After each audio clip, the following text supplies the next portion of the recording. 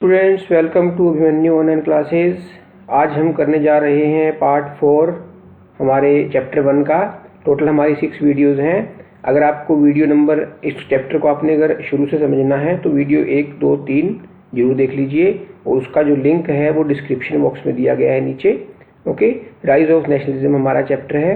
चलिए, यूरोप की बात कर रहे हैं हम। ये हमारा 4th वीडियो है। यहाँ पे आता है the making of Germany and Italy. Germany कैसे बना, इटली कैसे बना, ये वाली चीज़ हम पढ़ेंगे। ये तीनों वीडियोस के लिंक डिस्क्रिप्शन में है, ये वाले अभी आगे आएंगे। चलिए, ये कहता है the making of Germany and Italy. Germany के बारे में बात कही जाती है कि क्या आर्मी आर्किटेक्ट हो सकती है किसी देश की। तो कहता है 1848 के बाद यूरोप में नेशनलिज्म जो है moved away from its association with democracy and revolution. वो जो नेशनलिज्म था वो दूर हट गया डेमोक्रेसी और रिवॉल्यूशन के रास्ते से। नेशनलिस्ट सेंटिमेंट्स विचारधारा जो थी वो कहते हैं आमतौर पर मोबिलाइज हुई बाय कंजर्वेटिव्स जो निरंकुश थे उनके द्वारा। किसके लिए? प्रमोटिंग स्टेट पावर को प्रमोट करने के लिए और अचीव करने के लिए पॉलिटिकल डोमिनेशन ओवर यूरोप के। हम पूरे यूरोप में अपना पॉलिटिकल डोमिनेशन बनाएं। कहता है ये जो हो सकता था, ऑब्जर्व किया गया ये वाली चीज, ये थ्रू प्रोसेस, कौन से प्रोसेस के through? By which Germany and Italy came to be unified as nation states. ये कहता है ये आप इस प्रोसेस में देख सकते हो कि जिस प्रोसेस से जर्मनी और इटली यूनिफाइड हुए। एक मतलब जर्मनी यूनिफाई हुआ, इटली यूनिफाई हुआ। जैसा आपने देखा, ये कहता है नेशनलिस्ट फीलिंग जो थी वो पूरी तरीके से फैली हुई थी मिडिल क्लास जर्मन लोगों के बीच में। और ये जो जर्मन लोग थे ये 1848 में tried to unite the different regions of the German confederation. वो जो जर्मन कन्फेडरेशन के अलग अलग रीजन्स थे उनको इन्होंने एक करने की कोशिश की थी कि हम एक नेशन स्टेट बना लें और जिसको गवर्न कौन करेगा? Elected parliament. ऐसा इन मिडिल क्लास जर्मन्स ने किया था नेशनलिस्ट फीलिंग के टाइम, जिस टाइम ये चल रहा था। ये जो विचार था, कहते हैं लिबरल शुरुआत थी जो नेशनल बिल्डिंग की, हालांकि कहते ये रिप्रेस कर दी गई, दबा दिया गया। किसके द्वारा? कंबाइंड फोर्सेस के द्वारा, उस राजा की और मिलिट्री की कंबाइंड फोर्सेस द्वारा उसको दबा दिया गया। और सपोर्ट मिला इसको लार्ज लैंड ओनर्स, जो जिसको जंकर्स कहते थे उस लैंग्वेज में, जो लैंड ओनर्स थे पर्शिया के, उन्होंने और मिलिट्री और राजा ने मिलके उन नेशनल फीलिंग्स को दबा दिया था। ओके, फ्रॉम देन ऑन, तब से लेके कहता है Persia took on the leadership of the movement. उस मूवमेंट की जो लीडरशिप थी वो सारी की सारी उसके बाद पर्शिया ने अपने हाथ में ले ली। नेशनल यूनिफिकेशन की सारी जो कमांड थी वो पर्शिया के हाथ में आ गई। इसके चीफ मिनिस्टर कौन थे? Auto von Bismarck. कौन था वो? Architect of this process. उसने कैरी आउट किया जिसकी हेल्प के साथ? पर्शियन आर्मी एंड ब्यूरोक्रेसी, नौकरशाही के साथ, जो अफसर थे उनके साथ और आर्मी के साथ मिलके ओटोमन बिस्मार्क ने ये काम शुरू किया। ये क्वेश्चन आ सकता है वो Ottoman Bismarck, okay, chief minister. Okay, तो ये कहता है देयर दी 3 वार, इस टाइम में कहते 3 युद्ध हुए 7 सालों में। ओके, किस किस के साथ हुए? ऑस्ट्रिया के साथ, डेनमार्क के साथ, फ्रांस के साथ। और एंडेड इन पर्शियन विक्ट्री, और वो पर्शिया की विक्ट्री हुई इसमें। And completed the process of unification, और उसका प्रोसेस ऑफ यूनिफिकेशन कंप्लीट हो गया। ओके, जनवरी 1871 की बात करें तो पर्शियन किंग था विलियम वन वॉज प्रोक्लेम्ड, इसको घोषणा कर दी गई। क्या घोषणा की गई? कि जर्मन एम्परर होगा विलियम वन इस डेट के बाद से।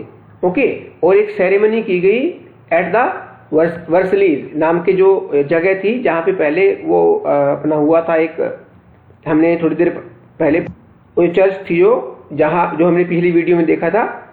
चलिए, तो अगर एक क्वेश्चन आता है describe the process of unification of Germany, तो यहां से आपका आंसर शुरू होगा it's chief minister auto von Bismarck से लेके और यहाँ तक। ओके, ये 3 मार्क्स का भी आपका कवर करेगा, 5 मार्क्स का भी कवर करेगा। Okay, on the bitterly cold morning, और ये यूनिफिकेशन कैसे हुआ देखिए, कहते कि सुबह बिल्कुल सर्द सुबह थी, 18 जनवरी 1871 की बात कर रहा है ये। Assembly कंपेरिजिंग the princess of the German states, लोग वो जो प्रिंसेस थे, राजकुमार थे जर्मन स्टेट्स के, वो असेंबल हुए। Okay, representatives of army, army के भी रिप्रेजेंटेटिव वहां पे इकट्ठे हुए। इंपोर्टेंट पर्शियन मिनिस्टर्स भी थे, जिनमें चीफ मिनिस्टर का ऑटोमन बिस्मार्क भी था। ओके, वो सब इकट्ठे हुए इन द अनहीटेड, जो बहुत सर्दी वाला हॉल था जिसमें मिरर्स लगे हुए थे, हॉल ऑफ मिरर्स उसका नाम है, in the palace of वर्सलीज।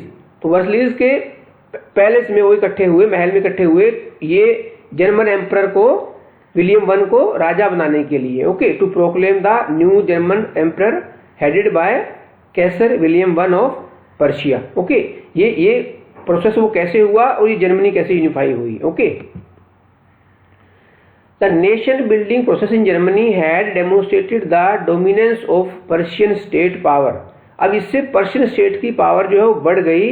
Persian state का मतलब Germany. Okay, the new state placed a strong emphasis on modernising the currency. अब जब स्टेट बना तो सबसे पहला क्या काम किया कि हम मॉडर्नाइज करें करेंसी को, बैंकिंग को, legal and justice judicial system को, जजों वाले सिस्टम को। ओके, जर्मनी में Persian measures and practices often became a model for the rest of Germany. बाकी जर्मनी के लिए भी ये जो पर्शियन के जो मेजर्स जो किए, ये वाले करेंसी, बैंकिंग, ये मॉडल बन गए। ओके, चलिए उसके बाद आता है आपका इटली यूनिफाइड। इटली कैसे यूनिफाई हुआ? जर्मनी की तरह ही Italy too had a long history of political fragmentation. भी लंबी पॉलिटिकल हिस्ट्री है जर्मनी की भी यूनिफाई होने के लिए। इटालियन जो थे ना, वो कहते स्कैटर्ड थे अलग अलग डायनेस्टिक स्टेट्स में, as well as a multinational Habsburg empire, वहां भी वो रहते थे जो इटालियन जाति के लोग थे। ओके, तो ड्यूरिंग द, जैसे हम कहते हैं अपने आप को इंडियंस, ऐसे जो इटालियन जो एक ग्रुप था उनका, वो अलग अलग जगह पर रहते थे। ओके, उनके अलग अलग डायनेस्टिक स्टेट्स थे और मल्टीनेशनल हब्सबर्ग एम्पायर था, वहां भी कुछ लोग रहते थे। कहता है middle of the 19th century में क्या हुआ, 1850 के आसपास इटली जो था वो 7 स्टेट्स में डिवाइड था, जिसमें से एक अकेला जो सार्डिनिया पार्लियामेंट था was ruled by an Italian princely house. कहता एक ये जो 7 स्टेट में से एक स्टेट था सार्डिनिया पार्लियामेंट, वही सिर्फ इटालियन प्रिंसली हाउस के द्वारा रूल होता था, बाकी इटालियन लोग रूल नहीं करते थे। इटालियन रहते जरूर थे, वहां पर रूल कोई और करता था। कहता नॉर्थ जो था वो हंगेरियन हैब्सबर्ग के अंडर था, ऑस्ट्रियन हैब्सबर्ग के अंडर था। सेंटर जो था वो पोप रूल करता था उसको। सदर्न रीजन किसके अंडर था? बार्बन किंग ऑफ स्पेन के अंडर था। और इवन कहता है Italian language had not acquired one common form. उस टाइम तक कहते इटालियन लैंग्वेज को भी एक कॉमन फॉर्म नहीं मिली थी इटली में, and still had many regional and local variations. उसके भी लोकल वेरिएशंस थे उस लैंग्वेज के भी। ओके, कहता है 1830 के आसपास की बात करता है। जूसेपे मैत्सिनी जो था उसने शुरू किया put together a coherent program for the unitary Italian republic, कि इटालियन रिपब्लिक को इकट्ठा करने के लिए उसने प्रोग्राम शुरू किया 1830s में, जिसको हमने पहले वाली वीडियो में भी पढ़ा था। He had also formed a secret society called Young Italy for the dissemination। dissemination का मतलब होता है अचीवमेंट, तो उसने अपने अचीवमेंट को पूरा करने के लिए ओके ये काम किया। यंग इटली नाम की सोसाइटी बनाई।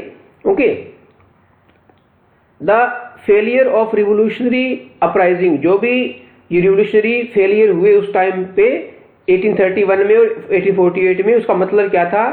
That the mantle now fell on Sardinia parliament under its ruler king Victor Emmanuel second. जो विक्टर एमुअल सेकंड था, कहते उसके कंधों पर अब सारा वजन आ गया कि वो तो फेल हो गया जूसेपे मैत्सिनी तो, क्योंकि अब वो जो अपीवल्स हुई थी वो खत्म कर दी गई। तो अब कहते हैं विक्टर एमुअल के ऊपर सारा भार आ गया कि यूनिफाई इटली करना है उसने, और सभी स्टेट्स को थ्रू वार के थ्रू करना पड़ेगा। अब कहता है in the eyes of ruling elites of this region unified Italy offer करेगी उनको क्या चीज, possibility of economic development and political dominance. तो इसलिए वो जो रूलिंग एलाइट्स थे वो भी इस राजा के साथ हो लिए कि हम यूनिफाई करेंगे इटली को। उनका जो चीफ मिनिस्टर था इटली का वो कावुर नाम था उसका, हु है जिसने लीड किया उस मूवमेंट को यूनिफाई इटली के यूनिफिकेशन के प्रोसेस को। The regions of Italy was neither a revolutionary nor a democrat. उस रीजन की बात कर रहा है जहां उसने लीड किया, ना तो वो रिवोल्यूशनरी एरिया था ना ही वो डेमोक्रेटिक एरिया था। कहता दूसरे जो अमीर लोग थे और जो educated member of Italian elite के थे उनकी तरह ही वो भी, जो चीफ मिनिस्टर कावुर था वो इटालियन नहीं जानता था, फ्रेंच अच्छे जानता था इटालियन से। ओके, उसकी लैंग्वेज भी फ्रेंच ज्यादा अच्छी थी इटालियन के बजाय। थ्रू ए टैक्टफुल डिप्लोमेटिक, उसने बहुत ही बढ़िया तरीके से समझौता कराया France, okay, engineered by Cavour ने ही करवाया। Sardinia parliament succeeded in defeating the Austrian forces in 1859। अब इसके इस काम से जो सर्डेनिया पार्लियामेंट की फोर्सेस थी उन्होंने डिफीट कर दिया ऑस्ट्रियन फोर्सेस को। Okay, apart from regular troops, वो जो उनके पास जितनी सेना थी रेगुलर, बहुत ज्यादा मात्रा में आर्म्ड वॉलंटियर्स, मतलब जो आ सकते हैं मतलब अपने आप जो आ सकते हैं भर्ती होने के लिए सेना में, उनको भर्ती किया गया।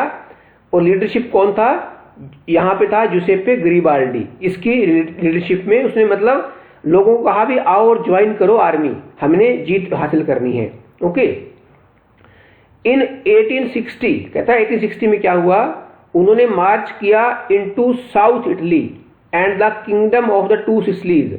यहाँ पे वो गए और succeeded in winning the support of the local peasants. वहां के जो लोकल फार्मर्स थे उनकी सपोर्ट भी मिल गई। और कहते हैं क्यों सपोर्ट मिल गई कि in order to drive out the Spanish rulers, कि हम वहां से स्पेनिश रूलर्स को भगाएंगे, इसके लिए वो पीजेंट्स की सपोर्ट चाहते थे और पीजेंट्स ने सपोर्ट कर दिया।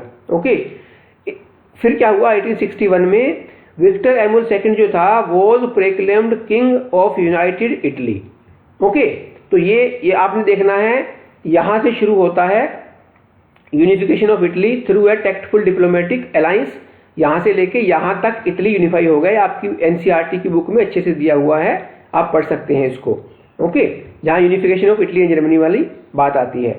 However much of Italian population जो थी ना, जिसमें से इलिटरेसी बहुत ज्यादा हाई थी, अनपढ़ लोग बहुत थे, वो blissfully unaware of liberal nationalist ideology. उनकी आइडियोलॉजी का, जो लिबरल नेशनलिस्ट की आइडियोलॉजी थी, उनका बिल्कुल भी उनको पता नहीं था, अनपढ़ लोगों को। जो फार्मर्स थे बहुत ज्यादा संख्या में सपोर्टेड गरिबाल्डी को सपोर्ट किया इन सदर्न इटली।